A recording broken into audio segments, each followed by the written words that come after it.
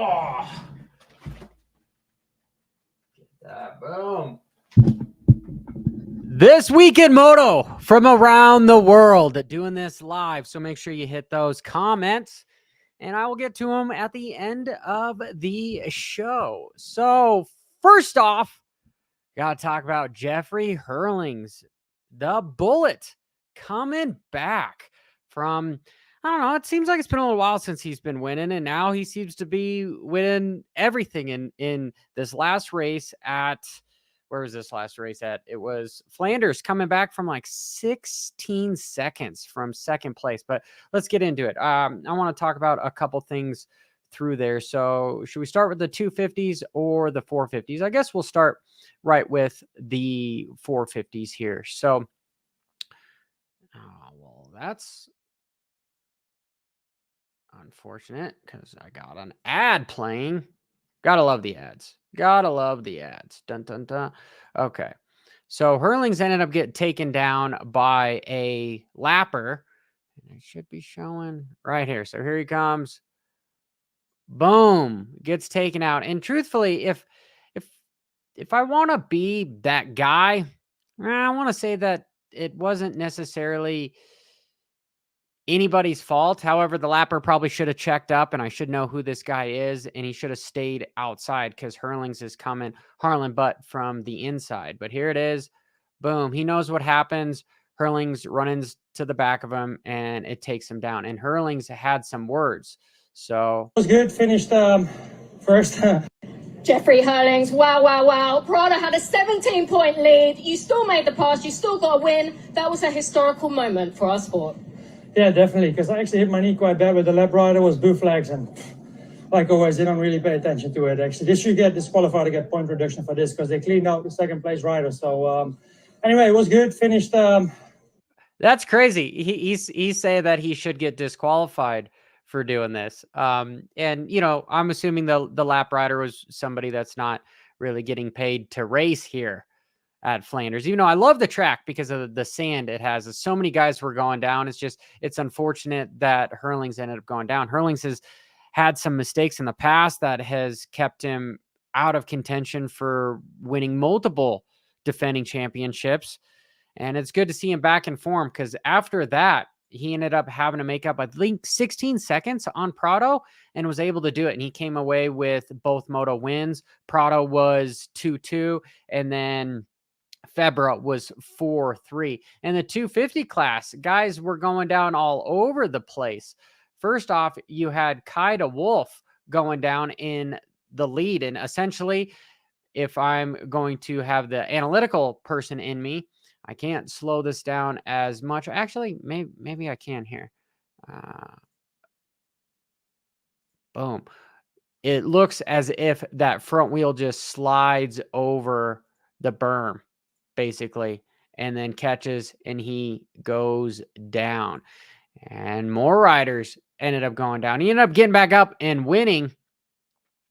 And next, you had Lucas Kunin crash, but I believe, nope, that's not Lucas Kunin. He did crash too, but this is Everett's. And same thing, front wheel over the berm, boom, because this track was so incredibly fast. And here is Lucas Kunin, who I'm honestly more impressed with Lucas Kunin than I am Kaida Wolf. You see him getting all huck-a-buck. And in the second moto, you had the guy that ended up finishing second for this moto, Kaida Wolf. He ends up going down as well. Here it comes right here. So what is going on here? Gets kicked. Ooh, then rebound, kicks back and hits a bigger bump, and he's off, lands in the corner, and just can't hold on to that sucker at all. If I'm moving from other news here, let's look a RMZ 250 at Ironman. Yep, you heard that right. I'm going to be mixing it up with the kids. Okay, so that played a little bit first. What he just said there is he's racing an RMZ 250. And so he says 250. It's got to be what my boy 23 Media is suggesting, a 250 two-stroke at Ironman, which is super fun here. Let's see announcement. Not really an emergency, but I want to let you guys know. that I am in for the 450 class at Unadilla. Super excited about it for my return to pro motocross. And on top of that, as a little surprise, I will be racing a RMZ 250 at Ironman. Yep, you heard that right. I'm going to be mixing it up with the kids. Super excited about it. It's been about 100. All right, so I'm going to say this is not a 252 stroke. He is going to be racing a 250F RMZ. So for me, that's even more exciting than if he was going to race a 252 stroke. He's going to be racing against Deegan. It's going to be Deegan versus Ken Roczen. How freaking cool is that? Tom Vial versus Ken Roczen. That is probably the biggest news of the week, not with Hurlings and the whole lappers. And I'll get on to some of the Loretta Lynn and some of the silly season with stuff transferring, but Ken Roczen to race the lights class. It's not considered the lights class anymore, but the sister class, the 250F class against the kids. And even here we have him saying, I feel like I'm 16 again. And the last time I saw him on at least in person, was for the MX of Nations when he was 16 out here racing his RMZ 250. How freaking cool is that? He's going to come back for Unadilla and compete against Sexton. And let's just throw it out there. Let's just say that Ken Roczen wins Unadilla because Sexton doesn't have to beat him. He's already pretty much got the championship in the bag. Hunter needs to beat Sexton, but he doesn't need to beat Roczen. And Hunter doesn't even need to beat Roczen. He just needs to beat Sexton. After that, moving from Budds Creek, then to Ironman for the last race. So he'll take a week off and he'll just race the 250. So I want to know what you guys think in the comments below. If you believe that it is going to be I should probably just make a poll. Is it going to be a 252 stroke or if it's going to be that 250F? I want to see him race Deegan is really what I want to do. I want to see him race Deegan here. And this is interesting. We've got the new CEO of World Supercross. And Pete Palacios, thanks for the question. It's year 3 of the team deal. So many of the teams that you've seen racing on WSX in the past 2 seasons will once again be on the starting grid with some of their best riders in the world. At Max_Charlotte23, thanks for the question, and fair point. There is no UK or Europe this year. In answer to your question, we have absolute and total commitment to be returning to Europe, and the UK is definitely one of those options in future seasons. At Terra_177, thanks for the question. Why not New Zealand? Not New Zealand this year, unfortunately. We looked at it, we tried to make it work, but we couldn't quite make it work for 2024. Certainly a venue that we'll look at in the future. Hi, Sammy. Thanks for the question. Let's look at it slightly differently. It's midweek leading into the final Formula One race of the season. What an exciting and amazing way for us to finish our season alongside the Formula One promoter in Abu Dhabi. All I can say is the end of our season will be spectacular.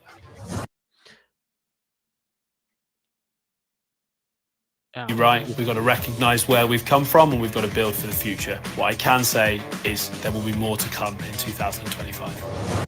Sounds incredibly promising over everything that's going on with World Supercross. Because honestly, the United Kingdom, they're making a World Arena Cross Championship and they've got quite a bit more rounds than, is it 16 maybe, that they have to race, and 4 of them are international. So it's all good for having more races here, and this is cool. I did not realize that the last round for the final for World Supercross was midweek, because that makes it interesting, but it's nice to know that the CEO of World Supercross says that it's because of the F1 race. So you've got the biggest race in the world, and then it's almost like the opening act is going to be the World Championship. And talking with a couple of the teams, I am sure that they are wanting to renegotiate some of the pricing to have a contract with World Supercross, because it's very expensive to have these bikes all over the world. I mean, it's not necessarily completely all over the world because most of them are in Australia. However, I digress. The series was promising the teams a pushback of incentives. What are those called? I can't think of it right now, but a stipend essentially, so that they can get to the races. And here more issues for Club MX, unfortunately. They lost Enzo Lopes, and he wanted to go to bigger and better opportunities. Well, now you've got Garrett Marchbanks, and this is courtesy of Benny Boy's Films here. Now you have him riding the pro circuit. He signed a pro circuit deal, which is awesome for Marchbanks. Really, I believe that this guy needs to be more on a 450 than he does a 250. But again, the 450 class is stacked with talent. Not saying that the 250 class isn't. It's just if you want to be more competitive, you can be more competitive in the 250 class. I mean, let's look at the iconic Mike Brown and why he stayed on 250s for so long. And this dude is a exceptional rider. He just couldn't quite make the big leap to start beating guys of the likes of Ricky Carmichael, which, you know, obviously that sounds, it's a very strong argument to be made.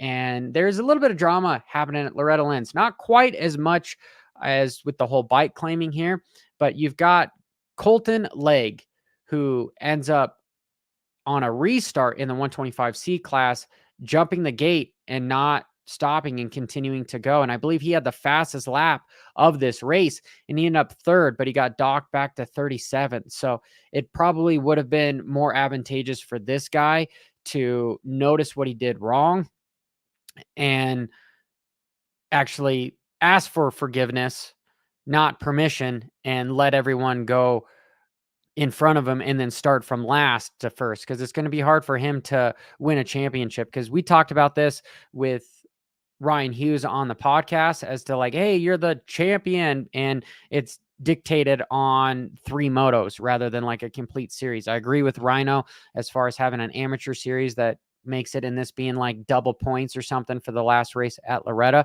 but it's not set up that way. This race is the Super Bowl. It's the one all be all. It's the one that just makes everything happen. So the rest is just kind of qualifying for this race. And it might be interesting what you guys think about that in the comments as well. But having some more interviews with this kid, he says that his clutch went out. And I'm kind of going like, first moto, you would think this bike would be fresh. So I don't know why your clutch would be out on the gate unless you completely smoked it right there, which could happen, right? So in this case, it's better to ask for forgiveness and not permission rather than what he did is the actual, I'm saying this wrong. It would have been better to ask for permission and not forgiveness rather than what he did with asking for forgiveness rather than permission. But I do think he will be up front and potentially winning some motos here moving forward. The biggest thing that I was looking for was the whole Andrew Short, the 40 plus race, and Matt Burkeen. Dude, he's got some exceptional footage of Loretta. He's down there.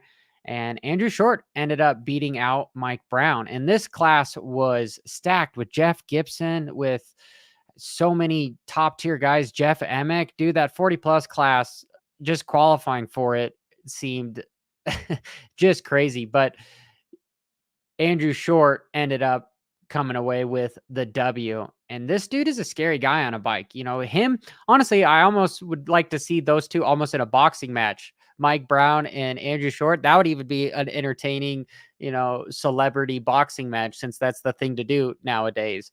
But I do think Andrew Short is probably going to potentially go undefeated here. If I listen to some of the stuff, Shorty got through the lap just a little bit better. It sounds as if I believe and got to deal with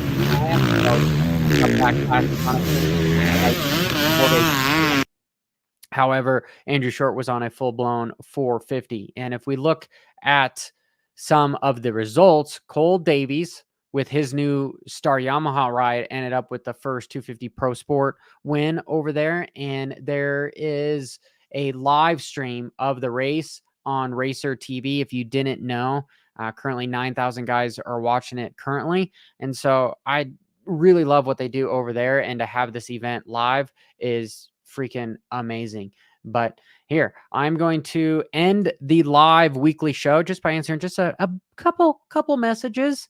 And yeah, So Data Pusher says Roczen is going to race an 85 in Loretta's. Yeah, that would be sweet. That would definitely be sweet. Dun, dun, dun. Oh, Joseph Meyer says, I heard that Tomac was going to race a 250 at Ironman as well. That would be sweet, because the cool thing about those guys racing 250s at Ironman is they're not really going to mess up the points as much, because it's just a one-off race. The most they can really take away from somebody is 3 points. That's if they win with a 25 points, and then second place gets 22. So unless the championship is within 3 points, which it isn't at the moment, Deegan has got basically a full race lead, about 50 points on everybody. It's not going to be an issue. And so these guys, literally no stress for them to go out there swinging. They're not going to ride over their heads as it's an end all be all pressure moment. It's just going to be a fun and a nostalgic type of a deal. And honestly, it's good for press, because it is good drama to have these riders that are basically in their 30s, Roczen not quite, guys that have children, to be racing against kids that just got signed on factory contracts, which is pretty cool. And Panic Rev is over. Not sure about the rules, but I doubt they have a 2008 two-stroke bike ready for him to rip. Yeah, no, truth be told, you're not allowed to ride an old bike that's past like 6 years or something.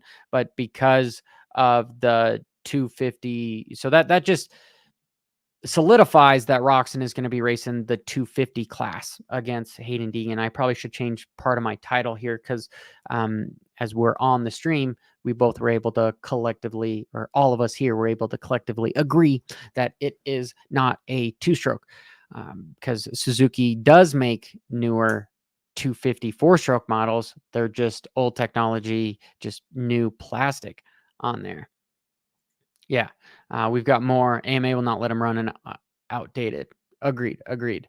Dun, dun, dun. Oh, okay. So here's one question. I have a question. Do you think that Deegan's chance of winning the SMX title again? Yeah, absolutely. I would say that he's got a better chance now than he did last year. Last year was a little bit of a surprise, and it got the whole confidence ball rolling for him. And that was honestly the worst thing for the rest of the 250 class, was to have Deegan get confidence.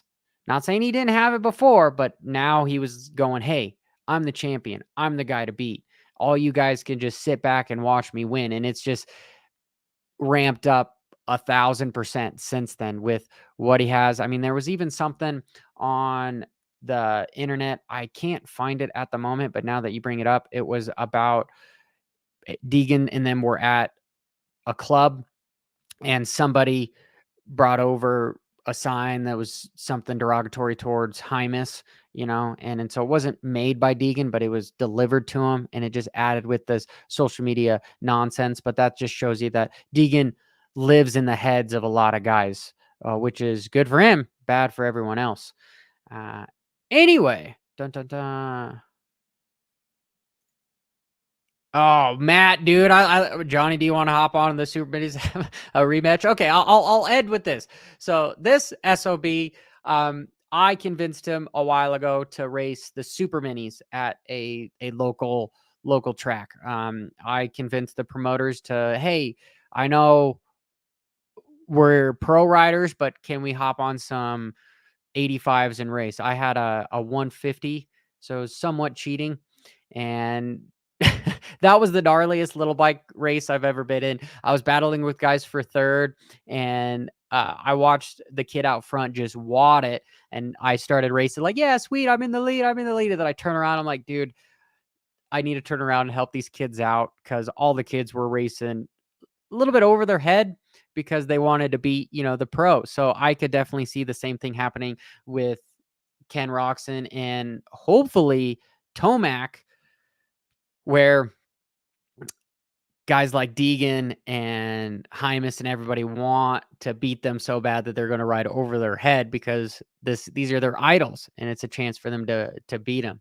Anyway, I appreciate every single one of you guys. Make sure you share this content, and if I add any value whatsoever, hit that subscribe button. And until next time, keep it WFO. Bra-da-da-da-da-da.